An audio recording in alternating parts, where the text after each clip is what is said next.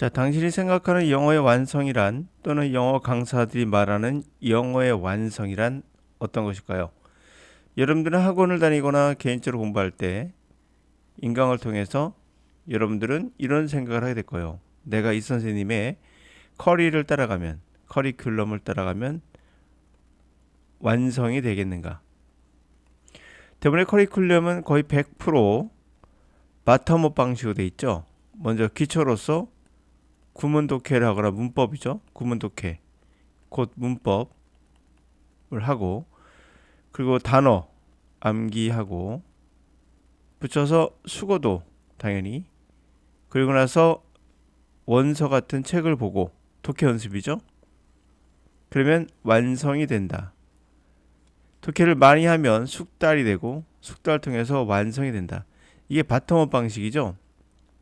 이미 수많은 학자들이 바텀업 방식으로는 언어를 정복할 수 없다라는 이야기를 했음에 불구하고도 우리는 끊임없이 이것을 추종합니다.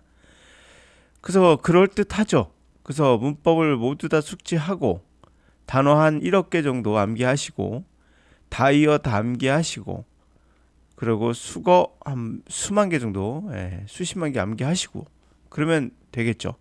가장 여러분들이 달성하고 싶은 목표 지점이 이걸 거라고 저는 생각합니다. 그렇게 강사들이 말하니까요. 그러면 책 이 정도 보고, 자, 근데 원서도 봐야겠죠. 원서 수십만 건 보고, 자, 됐어요. 완벽하죠. 그래서 만들어낸 게 있습니다. 바로 AI죠. 구글 AI, 네이버 AI는 베이스는 다르지만 하여튼 두 개는 둘 다 같은 개념이에요. 앞에 말씀드렸던 그런 것들을 다 완수한 완벽한 아이입니다. 제가 EBS 스튜던트 강의에 있는 이 질문 한번 해석을 시켜봤어요. Some ethics is think the motive of duty involves obsession with abstract morality, a kind of fetishizing that amounts to a vice. 구글은 일부 some ethics 일부 인류학자들 뭐 좋아요. 일부 인류학자들 일부 인류학자들은 생각하기에 의무의 모티브는 의무의 동기는 똑같죠? involve란 말, 이 단어 이제 눈여겨볼 필요가 있습니다. involve라는 단어. obsession 강박이죠. 추상적인 도덕성의 강박, 추상적인 도덕성에 대한 집착, 일종의 여기서 좀 달라집니다. 구글은 추상적인 도덕성의 집착이라고 이렇게 순서대로 나가요. 이 문장에서는. 그리고 나서 컴마를 이렇게도 순서대로 해석합니다.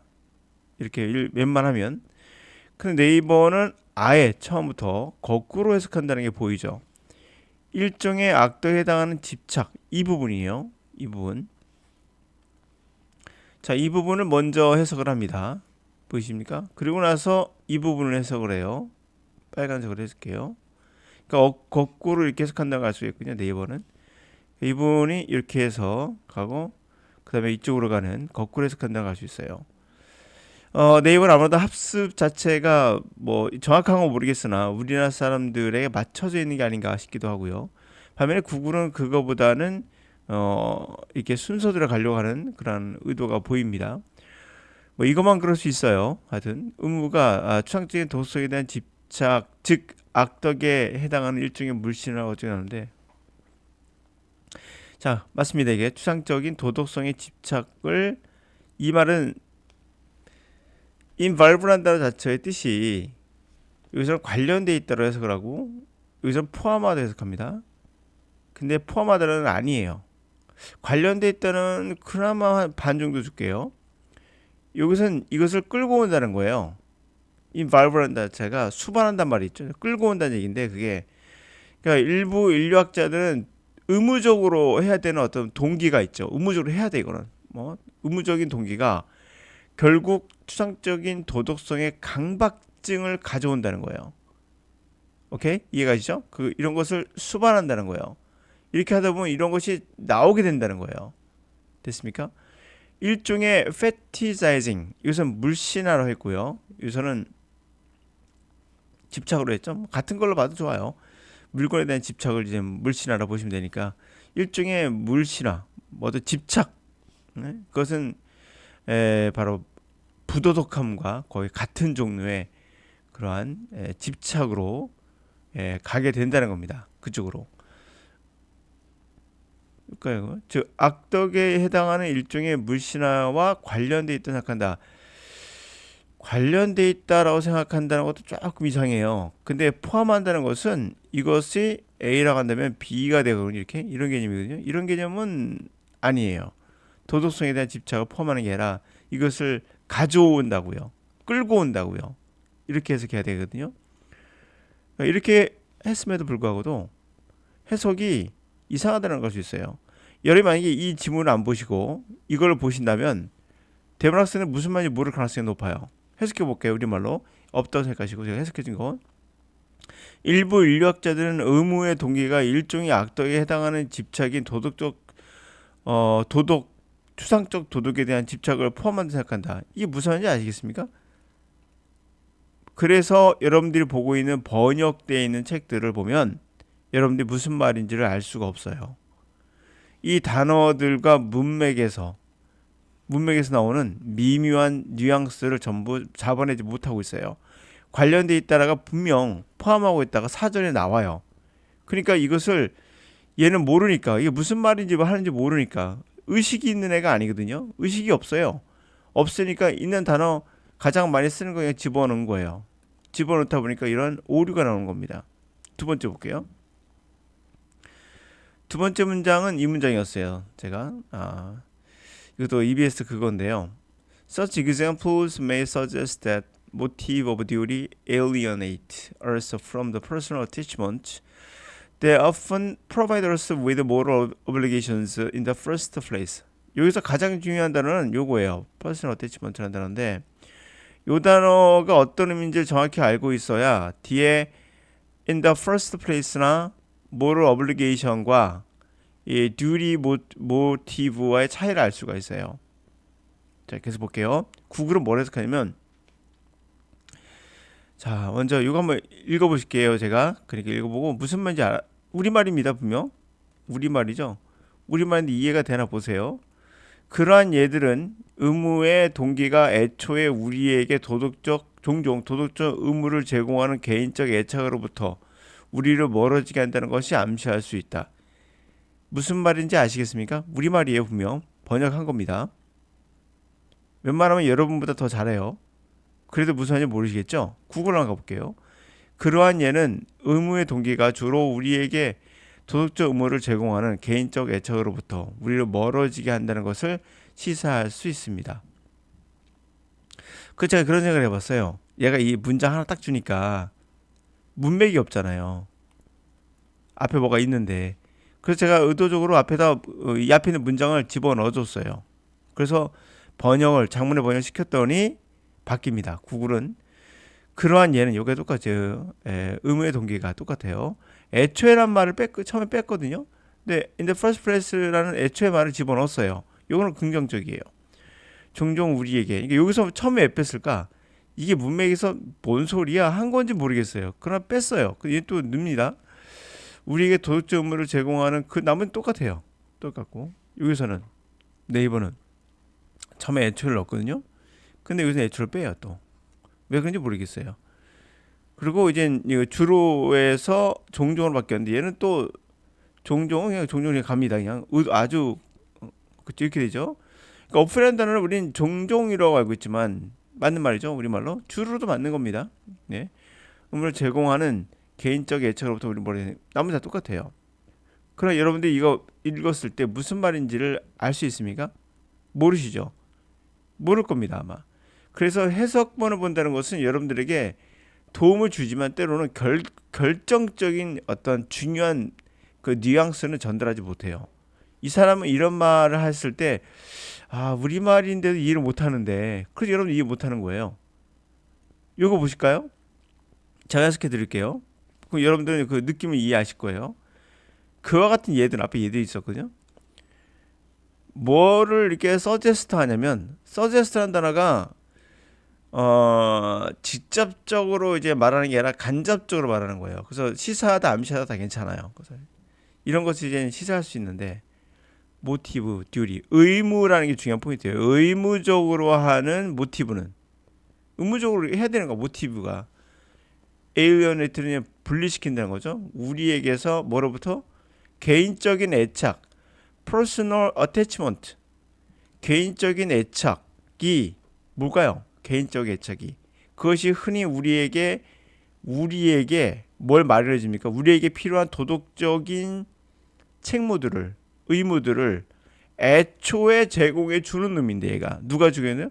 개인적인 애착이라는 놈은 여러분들이 부모에 대한 애착이 있잖아요. 사람에 대한 애착이 있잖아요. 개인적인 애착이 근데 그런 것들이 애정이라 말할 수도 있고요. 개인적으로 애정이라는 게 있잖아요. 사람에 대한 안타까움도 있고 그런 어태치먼트에 바로 부모에 대한 안타까움 이런 거 그런 어태치먼트가 그런 애착, 애정 이런 것들이 개인적인 애정이 사실 우리들에게 도덕적으로 애초부터 효도를 하게끔 하거나 누구를 아끼게끔 하거나 하잖아요. 그 얘기예요. 그런 거로부터 의무적으로 하려다 보니 이미 우리는 그 사람에 대한 애정만 있어도 애착만 있어도 우리는 하거든요. 이 프로바이더 그런 개념도 돼요. 프로바이더 중요한 포인트인데 이게 필요한 거를 제공해 주는 거거든요. 그러니까 우리에게 필요한 도덕적인 의무라는 게 있잖아요. 애초에 우리가 애착이라는 게 그런 거를 제공해 주잖아요. 애초부터 제공해 줘요. 이런 의미예요. 근데 요거를 보면은 맞는 말, 또 그렇게 듣고 나서 또 해석해보면 또 맞는 말이야. 근데 과연 여러분들은 이 AI는 의식이 없어요. 지가 무슨 말인지 몰라도 그냥 통계적으로 그냥 집어넣는 거예요. 그러다 보니까 여러분들이 이것을 받아들였을 때 우리말인데도 이해가 되지 않는 거예요. 이해가셨습니까? 네. 자, 그러므로 우리의 언어의 뇌라는 게 단순한 단어의 조합이 아니라는 걸 알 수가 있어요. 이 미묘한 뉘앙스를 우리는 알아내거든요. 그래서 여러분들이 해석을 하실 때 구문독해 같은 거는 구문독해 있잖아요. 구문독해. 그래서 끊어읽기 하잖아요. 이렇게. 그런 방법이 좋지 못해요. 계속 여러분들은 인간과 분리된 채 로봇처럼 해석하겠다는 얘기가 돼요. 그건 단어의 조합만이 아니에요. 여러분들 이렇게 하겠다는 얘기예요. 의무적 도덕 의무를 제공하는 애착으로부터 우리를 멀어지게 하는 수식하고 뭐 이렇게 해가지고 해석하겠다는 얘기예요. 자, 다시 한번 이 부분을 설명해 드릴게요. 이게 확연히 다를 겁니다. 그와 같은 예들은 결국 뭘 암시합니까? 우리에게 뭘 시사합니까? 우리가 의무적으로 하는 게 결국 우리를 개인적인 인간이 갖고 있는 그런 개인적인 애착이라는 거로부터 멀리하게 한다. 애착은 종종 우리에게 필요한 애초에 도덕적으로 해야 할 일, 부모를 효도하고 그거는 의무가 아니죠. 듀리, 의무적으로 책무처럼 일처럼 하는 동기가 아니죠. 이해되십니까? 그런 게 아니라 그 애정이라는 게 결국에 애초에 우리에게 도덕적으로 어블리게이션을 하게끔 만드는 거군요. 그렇게 제공해 주는 놈이에요, 걔가. 그러니까 부모에 대한 사랑으로 하면 되지 효도를 해야 돼 이게 아니란 얘기예요. 이해되십니까? 친구가 아파요. 병원에 가면서 내가 듀리의 모티브죠. 병문안 가야 돼. 내가 착한 사람이니까 병문안 가야지. 뭐 이렇게 하면은 우리가 그 사람과의 애착 관계가 없는 거잖아요. 근데 우리가 애착이 있어서 그 친구 너무 좋아하는 친구인데 아프니까 마음이 아파가지고 우리가 저절로 providers with moral obligations in the first place 그런 게 되면 저절로 우리에게 필요한 행위를 하게끔 해주는 건데 애초에 얘를 왜 멀리하니? 얘가 주인이 돼야 되지. 얘가 주인이 아니다. 이런 개념이거든요. 제가 말하고 싶은 내용은 바로 이거예요. 당신이 생각하는 영어의 완성이라는 게 뭡니까? 결국에 영어 강사들이 말하는 거일 거예요. 그들의 커리큘럼은 기계적으로 문법을 숙지하고 기계적으로 단어 암기하고 다이 암기하고 그 다음에 수거를 하는 이 기계적인 것들의 거의 90%가 할당이 되고요. 나머지 10%는 이제 문장을 이걸 기계적으로 접목시키는 거예요. 기계적으로 주어 동사 목적어 이렇게 되면 해석이 된다고 착각을 하시는 거예요. 본질적으로는 언어는 AI처럼 되어 있지 않아요. AI는 생성형이에요. 생성형. 제너러티브 AI라고 하죠. 거짓말이에요. 생성한다는 건 없는 거에서 만드는 거고요. 얘는 그게 아니에요. 수많은 데이터를 베이스로 해서 암기죠. 단어 암기와 문장이나 이런 거 암기를 해서 수많은 걸 암기해서 거기서 뽑아내는 거예요. 이게 데이터베이스에서 말하는 인풋이라는 개념이에요. 인풋에 관한 얘기를 영어 강사들이 많이 하죠. 인풋이 많으면 아웃풋이 된다. 맞는 말이에요. 틀린 말도 되고요. 우리 언어는 인풋으로만 이루어져 있지 않아요. 생성형이에요. 없는 거에서 창의적으로 만들어냅니다. 기계가 할 수 없는 일이에요. 그래서 AI가 만들어내면 뭔가 부족해요. 뭔가. 왜? 인풋으로만 하니까. 데이터베이스가 없는 거에서 못 만들어내요. 근데 인간은 제너러티브 AI예요. 생성형 AI예요. 생성한다는 건 없는 거에서 만든다는 얘기예요. 있는 거에서 만드는 건 생성 아니에요. 우리 머릿속에 수많은 수억 개의 데이터가 없어요. 단어가. 우리 언어에는 문법을 숙지하고 있지 않아요. 이게 암시적으로 돼 있고 이게 뭔지 몰라요. 수만 개 몰라요, 우리. 그런데도 그것을 조합을 하면 알아내요. 생성형이니까 우리 언어는. 우리 뇌는 그걸 우리가 정확히 할 수 있는 게 우리의 뇌는 그냥 몇 와트면 돼요. 20와트인가? 20와트인가? 이 정도가 필요해요. 정확히 숫자 기억이 안 나는데. 그러나 AI는 몇 킬로와트인가? 하여튼 엄청 수만 킬로와트가 필요해요. 우리 밥 한 끼 먹으면 얘가 말을 하는데 컴퓨터는 거의 뭐랄까요? 전력을 몇만 킬로와트인지 기억이 안 나는데 하여튼 몇만 킬로와트 정도를 집어넣어야 돼요. 밥 한 끼로는 안 돼요. 그것만 보더라도 우리가 이 데이터 방식이 아니라는 걸 알 수 있어요. 그래서 이 버텀업 방식은 우리 인간과는 관련이 없는 거예요, 사실. 꼭 이렇게 말하는 게 옛날 사람들이에요. 그것만 알고 계셔도 영어를 어떻게 공부해야 될지에 대한 방향성이 생길 겁니다.